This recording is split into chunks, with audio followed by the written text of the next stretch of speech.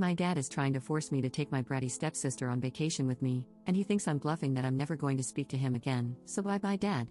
Posted by you/existing_attempt_972.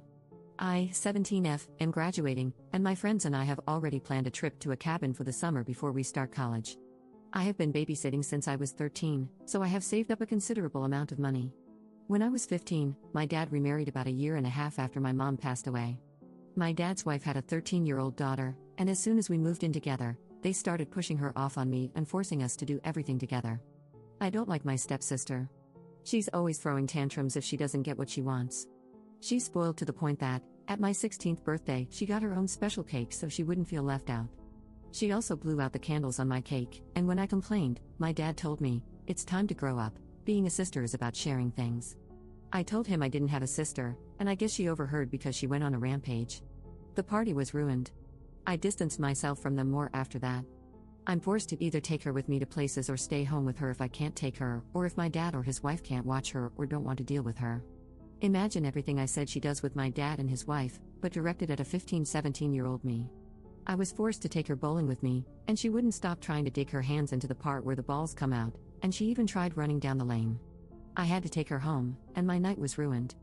This happens a lot, but they don't care. I tried to keep this trip a secret from her, but when I was in my room on the phone talking about it over pizza and music, I found out she had snuck in, hid in the closet, and was eavesdropping. She burst out asking if she could come, and I told her no and to get out. She started stomping her feet and ran out. My friends begged me not to invite her. My dad called me downstairs and asked if she could go because she could use a vacation, and I told him I'm not taking her. They can take her on a vacation, but I'm not watching her for almost 3 weeks alone.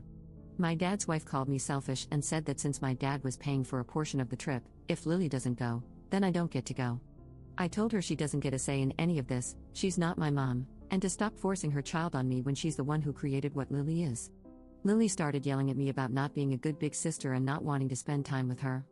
I snapped and told her I don't. She ran away crying, and my dad said he won't pay for the rest of my trip if I don't take her. So I told him that if he does that, I will not be talking to him anymore, nor will I forgive him for it. He said I was being dramatic and that she isn't that bad. So, I grabbed a bag and went to my aunt's house, my mom's sister, and told her what happened. She said she would cover what he took away, and when I go to college, I can stay with her. I told my dad what I was doing, and he blew up at me, saying I was being a brat and that they're my family now, not my aunt. As far as I know, she doesn't have any disabilities. She's been to doctors and therapy. She's just insanely spoiled, and that's how she's always gotten her way when told no. The first time I met her, everyone agreed on Mexican except her, and she was yelling in the car for 10 minutes before she calmed down after her mom appeased her. Then she went back to texting on her phone. If she does have a disability, that would explain why she acts that way, and I can accept that she can't help it, but I still shouldn't be forced to watch her 24/7. Update 6 months later. I know a lot of people wanted an update to my last post. I can't post a link, but you can go to my profile to see it.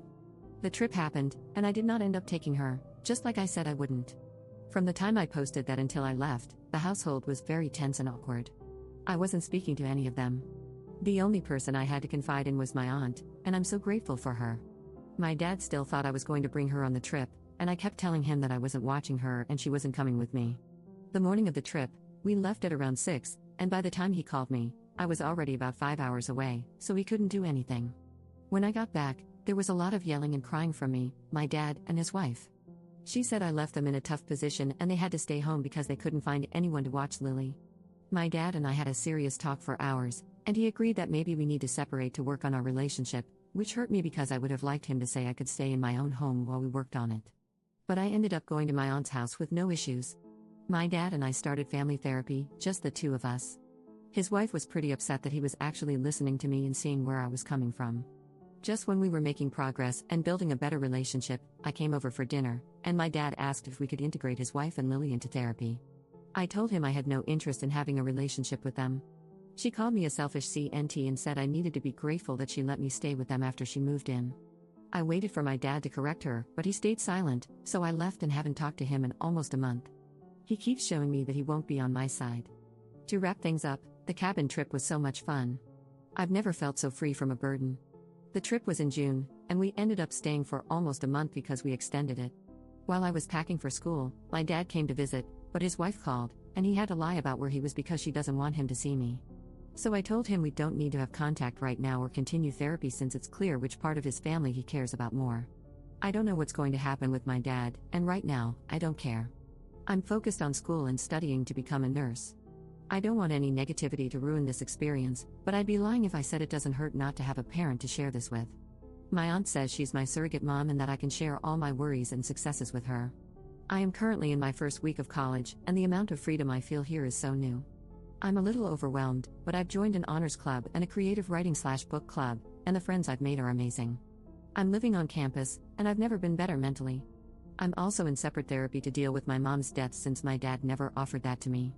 My aunt has truly become a mother figure to me. Being 2 states away from her is really hard, but I can't wait for weekend and holiday visits. Also, I'm going to be a godmother. My aunt, who was told at 22 that she'd never be able to have kids, is currently 4 months pregnant, and I'm so excited. If anyone is going to be a great mother, it's definitely her. When she came to visit and told me, I think she noticed I was a little worried. I told her I'm so excited and happy for her, and nothing will change that, but she's the only family I have right now, and I don't want to feel left behind like I did at home. We both cried, and she promised me she's filling in for my mom and will be there for the rest of my life, whether I like it or not. I'm planning the baby shower, and I can't wait for the baby to arrive. But yeah, that's it. Thank you all for checking up on me and offering your encouraging words.